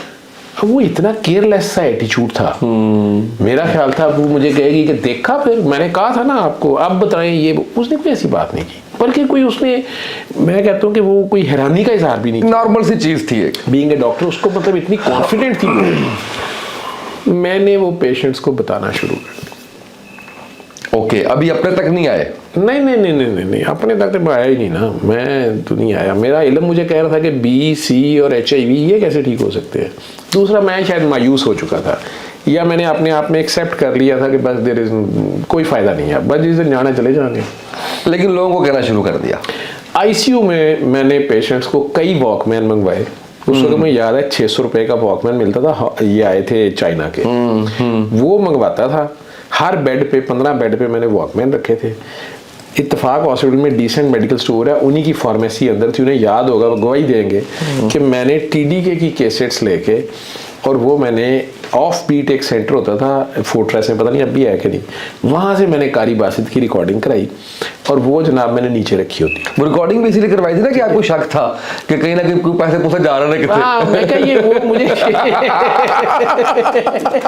वो पहली बार जब मैंने सोचा ना, तो वो एक कंपनी होती थी सोनिक और EMI। मैंने उसे जान के कहा कि ये किस कंपनी की कैसेट लेनी है। मैंने कहा शायद कोई कैसेट करने का चक्कर है। उसने कहा जिसकी मर्जी करा ले। मैं कहा मैं TDK की अपनी कराऊंगा, तो मैं देखता हूँ क्या है, पैसे नहीं जान देने। ये आपने बड़ा तो वो पाकिस्तानी कईयों ने सुनना, कईयों ने वो वॉकमैन भी साथ ले जाना। कईयों के खुदा न खासा पेशेंट डेड होना, वो परेशानी में उन्होंने वॉकमैन ले जाना, उन्हें छोड़ जाना। वो कई वर्करों ने चोरी कर लेने, ठीक है, सिस्टर्स ने कई कुछ कहना, लेकिन मैंने और ले आने। मैं सुनाता रहा। मैंने कार्डिक सर्जरी में भी सुनाने की कोशिश की, वो शायद मलिक साहब हार्ट सर्जन थे, उन्होंने मेरी खूब क्लास ली। उन्होंने खैर कहा जी इधर ये ना करना, वो मैं मरीजों को आउटडोर मैं ही करता था, बाद में से वो मैं उन्हें बताता था। मैंने बताना शुरू कर दिया कि ये कर लो। फिर उन पेशेंट्स को यकीन हो गया था उस टाइम या नहीं, या बस कर ही जा रहे हैं? वो इसलिए कर रहा था कि मैं यार इसका कोई साइड इफेक्ट नहीं है। हाँ, हो गया तो हो गया, बच गया तो बच गया। दूसरा ये कि इसमें कोई पैसा नहीं इन्वॉल्व, किसी ने कुछ देना नहीं है। अगर ये सुन लेता है, वो एक लड़के में ये चेंज आई है। मैं उसको फोन करता रहता था हफ्ता 10 दिन बाद कि तू ठीक है, स्लीम जिंदा था, ठीक है। मैं उससे 1-2 बातें पूछता था, तुम ठीक हो? उसने कहा डॉक्टर साहब मैं नौकरी पे जाना शुरू करता है। मैं कहा तुम्हारे पखाने का रंग है। बहरहाल वो एक दिन वो डॉक्टर साहबा बड़ी परेशान हालत में, मैंने ऐसी परेशान नहीं देखा उसको कभी। हाथ में उनके 2-3 सिरिंजें थी, वो ड्यूटी पे आई तो आंखों में उनके आंसू। उन्होंने कहा डॉक्टर साहब सर वो ना बाबा जी बहुत बीमार हैं, बाबा जी को बुखार हो गया है। एक दिन उसने जिक्र किया कि बाबा जी ये कहते, तो मैंने उसकी बड़ी क्लास ली। मैंने केड़े बाबा जी? उसने वो मेरे बाबा हैं, वो कहते हैं सूरा रहमान से मरीज ठीक होता है। तो मैंने पहले दिन ही शायद उसने कहा, तो मैंने उसकी खूब क्लास ली थी कि बाबा शाबा कोई नहीं होता, ठीक है, सूरा रहमान अल्लाह की है, ठीक है सुना देते हैं। उसमें उससे ज़्यादा बात नहीं हुई थी। अब उस दिन उसने आके कहा जी बाबा बड़ा बीमार है, बाबे को बुखार है और बाबा दवाई नहीं खाता, और बीच में कहेगी कि उल्लू के पट्टे दवाई नहीं खाते। मैं कह यार ये केड़ा बाबा जी उल्लू का पट्टा भी कहती है, क्या इसका ताल्लुक है उसके साथ, किस तरह की बात। उसकी परेशानी देख के, आंखों में आंसू देख के ना, मैंने कहा नहीं ये इसकी रियल बात है, मुझे नहीं पता चला, मैं नहीं उसको। मैं कहा बेटा वो आपके अब्बू हैं? कहते नहीं मेरे अब्बू फौत हो गए हैं, वो मेरे बाबा हैं। बाबा है डॉक्टर जावेद से फिर उत्थे ही मामला ਅਸੀਂ ਡਾਕਟਰ ਅਸੀਂ ਇੰਜੀਨੀਅਰ ਮਿਰਜ਼ਾ ਨਹੀਂ ਸਾਂ ਜਿਹੜੇ ਅਸੀਂ ਡਾਕਟਰ ਜਵੇਦ ਮਿਰਜ਼ਾ ਦਾ ਸਾਂ। ਉਹ ਅਸੀਂ ਵੀ ਕਿਸੇ ਬਾਬੇ ਨੂੰ ਨਹੀਂ ਮੰਨਦੇ, ਠੀਕ ਹੈ ਨਾ। ਸਾਡਾ ਵੀ ਵੱਡਾ ਭਰਾ ਸ਼ੈਤਾਨ ਤੇ ਰਿਹਾ ਹੈ ਨਾ, ਉਹਨੇ ਵੀ ਇਹੀ ਕਿਹਾ ਸੀ ਨਾ ਬਾਬਾ ਆਦਮ ਅਸੀਂ ਨਹੀਂ ਮੰਨਦੇ ਬਾਬਾ, ਪਹਿਲਾ ਬਾਬੇ ਦਾ ਮੁਨਕਰ ਤੇ ਸ਼ੈਤਾਨ ਹੈ ਸਾਡਾ ਵੱਡਾ ਭਰਾ, ਸਾਡੇ ਤੋਂ ਪਹਿਲੇ ਦਾ ਹੀ ਹੈ। तो वो यही मसला मुझे भी था। वैसे भी मैं धक्के खा रही हूँ 2 साल में, तो मुझे तो कोई कहता था जी आप 50 रुपए का तवीज़ क्यों लिया, 500 वाला लेके जाते मेरे से। मुझे गुस्सा चढ़ गया था, मैं कहती अग्गू थोड़े को नहीं, मुझे क्या पता 500 वाला के 50 वाला है। मैं नाम नहीं लेना चाहता, बहुत बड़ी जामिया और बहुत बड़े आलिम। तो उन्होंने मुझे पहले तो कहा कि बस अब तुसी ठीक हो। तो जब मैंने दोबारा जाके कहा, वो बॉटल में पानी में तवीज़ डाल के पिया, इतने दिन वो बिल्कुल ही क्या पानी का हाल हो गया हुआ था। तो वो फिर भी ना टेस्ट ने, मुझे टेस्टों के पैसों की बड़ी तकलीफ हुई। उस जमाने में 1000 लग जाता था तीनों पे, कभी मैं अशरफ बन जाता था, कभी मैं फीस बन जाता था, लेकिन वो टेस्ट पॉजिटिव आ जाता था। मैं वो उनको बुजुर्गों को कहा तो उन्होंने आगे से कह दिया जी ओए बैदुर्रहमान तुम्हें क्या कहा था कि अबू बैदा नाम पता नहीं उनका जो बंदा था आगे, उसे कहा उन्होंने और तुमने डॉक्टर साहब को तवीज़ दिया था।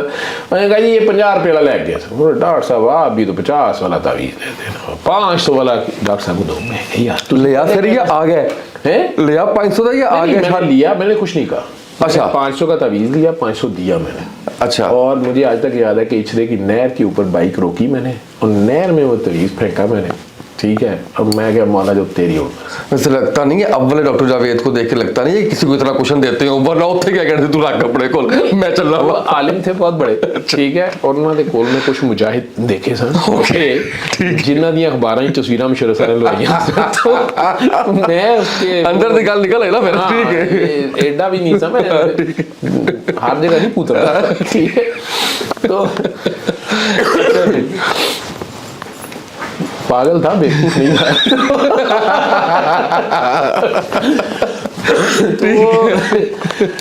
बहरहाल वो आलिम थे तो मैं, लेकिन मुझे अफसोस वो मैं बहरहाल उसके that was the last thing. उसके बाद मैं कभी किसी के पास नहीं गया ना, मैंने किसी होपलेस नहीं, होपलेस नहीं था, पता नहीं मैंने शायद अल्लाह से बात हो गई मेरी, या मैंने वो नहर पे फेंका ना, तो अभी एक दिल में आई चीज कि यार दिस इज ऑल, जिसे अंग्रेजी में कहते हैं वाइल्ड गूस चेज, कि यार अभी मैं किस चक्कर में पड़ा हूँ। ईमेल भी कर रहा था, फिर उसका इंतजार करते रहना, फलाने ने जवाब भेजा है, कभी फलाने ने जवाब भेजा है, नहीं भेजा। ये आजकल वाली सहूलत नहीं थी, आप एक क्लिक लिंक खोले तो 100 चीजें निकल आती हैं, ठीक है। वो ईमेल याद है वो घूमता रहता था, पेंटियम 3 था, तो पेंटियम 3 और वो कार्ड मिलते थे, नेट के कार्ड मिलते थे, तो वो कितने जाके जी नेट कैफे पे बह रहा, फिर मैं करता था, फिर जाके मेल चेक करने कई बार हफ्ता जवाब नहीं आया होता था, और जवाब क्या होता था, ये जवाब होता था कि तुम्हें नहीं पता, कुछ नहीं करना। बहरहाल वो बाबा जी जो है, बाबा बहुत बीमार है, बाबा बीमार था, तो मुझे वो सिरिंजें भी उसने पकड़ी हुई, तो मुझे मैंने दिल में ना मैं क्या बाबे ने कोई पुठा काम किया होना, तो बाबा बस गया, मुझे क्या पता, अल्लाह माफ करे। मैं क्या बाबा क्या हुआ बेटा, मुझे बताए। तो यहाँ रो पड़ी ना, कहा कि आंखों में आंसू। उन्होंने कहा कि उन्हें बुखार है, वो कराची गए थे, तो वो ना पता नहीं वो हैदराबाद भी गए, किसी हिंदुओं की बस्ती भी गए, पता नहीं वहाँ रहे, पता अजीब सी मोमल सी बातें करी जाए। वो भी बस जब फिरते हैं तो फिरते रहते हैं, सारों से प्यार है उनको, अपनी नहीं ख्याल करते, उन्हें डायबिटीज़ भी है। मैं बाबे नो डायबिटीज़ भी है, बाबा सूरज मानना ही ठीक हो रहा। ये मेरे तो बड़े पॉजिटिव पॉइंट्स निकल आए ना, सख्त किस्म के होना चाहिए, बाबा क्यों नहीं ठीक हो रहा आपका। तो मैंने क्या ही दिया, मैं क्या तो आप उन्हें सूरज रहमान सुनाए ना। अब उसी दिन में फ़ोन मिलाई जा रही है, मुझे कहती नहीं वो उनके लिए नहीं है सूरह रहमान। मैं क्या क्यों, वो मुसलमान नहीं है? कहती नहीं इसमें अपने लिए नहीं फ़ायदा लेना होता। ये अजीब मंतक है। मैंने कहा अपने लिए क्या नहीं फ़ायदा? सर आप इसको छोड़ देना, वो नहीं उनके लिए नहीं है, तो ना वो नहीं, इसको आप उनको ना अच्छी सी दवाई दें। मैं कहा बाबा अपनी मेरी अच्छी दवाई मांग रहे हैं, दुनिया नो है ठीक। मतलब ये क्या है ना, जिस तरह हम देखते हैं सारा। हाँ सही, बिल्कुल सही। तो उतनी देर में उसने फ़ोन मिला कहा कि मेरे साथ सच नहीं बोलते, तो आप हिस्ट्री बहुत अच्छी लेते हैं, आप इनसे पता करें नहीं क्या है। बाबा जी ये मेरे सर हैं, तो ये बहुत अच्छे डॉक्टर हैं, आप इनको बताएं। फ़ोन मुझे पकड़ा दिया। अब मैं कहा पता नहीं उधर कौन है बंदा, फ़ोन पकड़ा। वो जनाब उधर से एक आवाज़ ऐसी आई कि जैसे बंदा शदीद या तो नींद के नशे में है या शराब के नशे में है। उधर से आवाज़ आई, हेलो जी अस्सलाम वालेकुम।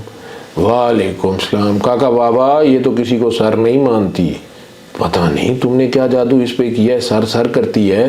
तो मेरी एक तुम्हारे से इल्तिजा है कि ये इज़राइल है। मैं कहा जी, मैं उन्होंने देखा, मैं क्या इज़राइल है? ये इज़राइल है, ये बाबे को कुछ नहीं है कि बाबे को कैफियत मैफियत हो जाती है, तो बाबे को कैफियत चढ़ गई है, तो ये कहीं आ गई। इसने कहा बाबे को बुखार है फलाना, बाबा तो अपनी टुनकी में बेहोश पड़ा। तो मैं क्या देखिए ना टुनकी चक्कर है, तो वो ना ये सीने पे चढ़ के बाबे के 2-4 सरिंजें ले गई है, फिर पीछे पड़ के मेरे से ये यूरिन का सैंपल लिया है। वो मैं देखिया तो सरिंज में अच्छी बड़ी सी, वो मैं बड़ा चढ़ी, मैं यार ये क्या। तो ये पेशाब पेशूब भी बाबे का ले गई। अब ये करो कि इसकी नज़र बचा के ना इधर उधर बाल्टी में सब चीज़ें फेंको और इसको कहो कि सब नॉर्मल रिपोर्ट आई है, तो फिर मेरी जान छूटेगी। नहीं तो ये मेरा नाक पकड़ के चमचे मेरे दांतों में घुसेड़ती है, बुढ़ा बंदा हूँ मैं, तो मुझे कुछ नहीं है। मैं परेशान मैं जी वो तो बता रही हैं कि आपको शुगर है और 105 बुखार है, वो हो जाता है, कैफियत में हो जाता है बेटा बाबा, 1-2 सूर मारे हैं उससे हो जाता है। 1-2 सूर मारे हैं? मैं सूर मारे मैं कह जी आप तो इस उम्र में शिकार खेलते हैं, सूर का शिकार शौक से करता हूँ। मैं कह जी ये तो कह रही है भाटी में रहते हैं। वो नहीं ये सारे शहर में सूर ही सूर है। यार एक नशे चाहिए कोई क्या चक्कर है, इस तरह की बातें वो कर रहे। मैं कह जी अच्छा, मैं आप मेरी मेहरबानी, आपका मेरे पे एहसान होगा, मैं आपका मशकूर हूँगा बेटा बाबा, आपसे बात करके बड़ी खुशी हुई है। मैं दिल सोचा, मैं क्या तो पुठे काम कोई करके आया, बुखार है। मैं क्या आपको यूरिन जल के तो नहीं आ रहा? मैं ये मुझे यार कहते हैं नहीं कोई नहीं, शायद बुखार जब ज्यादा होता है कैफियत तो वो आ भी जाता है। मैं कह बाबा कोई गलत काम कर दिया मैं दिल में। अब वो शादी कहते हैं हाँ आपको तो सब पता है ना। मैं कहा नहीं मुझे आप याद है, वो आप तो बात जानते हैं। वो रो रही हैं। मुझे उस बीबी का वो जो रोना था ना आंसुओं वाला, जिसको मैंने इतने दिन टस से मस होते 4 महीने से हम देख रहे थे कि उन्हें जो मर्जी कह लो वो अपने काम पे लगी रहती थी, अब वो रो रही हैं, इतने जज्बात उनके, मुझे ना समझ आए। डॉक्टर शॉर्ट सा क्वेश्चन, साथ साथ अब कभी फीलिंग आती है कि पूरा ये एक स्टेज था जिस पे आप एक कैरेक्टर के तौर पे लाए गए? मैं उन्हें कहता हूँ कि मुझे ट्रैप किया गया, ठीक है, और वो भी कहती हैं कि मैं, आप और 2 लड़कियां थी, एक हमारी स्टाफ थी सारा, शायद सुन रही हो कहीं, वो फर्स्ट ईयर में आई थी बच्ची, बड़ी 5 वक्त की नमाजी परहेज़गार, यतीम थी सारा, और एक काकी थी आलिया नाम है उनका, उनकी वालदा बड़ी देर से हॉस्पिटल में दाखिल थी, गुर्दे फेल थे, तो वो उसको हॉस्पिटल में ही रखा हुआ था और उसका डायलिसिस होता था रेगुलर। ठीक है ठीक है। बच्ची भी वहीं रहती थी, यानी यंग 25-26 साल की लड़की होगी। देखो मेरे सवाल तो रह गए वो मुझे कहती होती इतना मतलब वो नेचुरल जा रहा है। अच्छा, वो कहती होती बाद में डॉक्टर मेमूना मुझे कहती होती कि मैं तो आप तीनों का शिकायत करने। अच्छा, ये डॉक्टर मेमूना नाम था उनका? राब्ते में आज भी? हाँ, मेमूना सुल्तान। तो उन्होंने मुझे कहा अब तो वो हेड ऑफ द डिपार्टमेंट है जी, वो हेड ऑफ द डिपार्टमेंट है सऊदीया के एक बहुत बड़े हॉस्पिटल के मेडिसिन डिपार्टमेंट को हेड करती है, यूके की, वहाँ पता नहीं वो सूरह रहमान नहीं बताती होती, वो साढ़े भर के सूर मार दिए खेलती है, जो जिनकी गर्दन में सरिया आ जाता है ना। ड्यूटियां हैं अपनी ड्यूटियां जी, अपना अपना शिकार है। तो वो बाबा जी मुझे कहते हैं कि आप बेटा बाबा इसकी नज़र बचा के कहीं सरिंजें इधर उधर फेंको और इसे को सब रिपोर्टें नॉर्मल आई, तो बाबा बच जाएगा, ये बुखार उतर जाना है कल तक। मैंने कहा जी अच्छा, खैर मैंने कहा अच्छा जी, अब मैं उनको दिखाने के लिए कर रहा हूँ, गला तो नहीं खराब, खांसी तो नहीं आती, पेट तो नहीं खराब। वो आगे कह बेटा बाबा बाबे को कुछ नहीं है। मैं कहा अच्छा जी ठीक है, फ़ोन रखा, मैं उसे वो कहती सारे के सारे मैं कराते हैं। अब वो मेरे साथ साथ, खैर मैंने ना कटसी में, मैं लैब में गया, हॉस्पिटल था, मैं सालों से काम कर रहा था लेबॉर्ट्री में, वो बच्चे बड़े अच्छे थे सारे, उन्होंने मुझे सर आप किधर आ गए, मैं कहा यार ये एक CBC करो, LFT करो, ये करो वो करो, 3-4 टेस्ट मैंने बताए। उन्होंने कहा किसके टेस्ट है, मैं मेरे वालिद साहब के, ये पास करनी थी, तो ये कही जाए सर पेमेंट मैं करूँ, मैं कहा यार मेरे वाले साहब का फ्री इलाज है, अब वाले साहब मेरे नहीं है, चलो मैं ये बाबा जो कही जा रही है, हाँ ठीक है, ठीक है। उन्होंने लिख दिया फादर ऑफ डॉक्टर जावेद। अल्लाह मुझे इस बेईमानी का माफ करे, या शरीफ फैमिली की तो सुई ना कर दे, ठीक है। तो आजकल पर्चे भी ऐसे दिक्कत होते हैं ना, तो मैं पहले ही बताऊं कि मैं जितना काजी नहीं था या हूँ, मैं आज भी ऐसे ही, ठीक है, मेरे को रसीदा को नहीं चाहिए। अब एक ही पे दी। नहीं डोंट टेक पंगा, इट्स नॉट चंगा।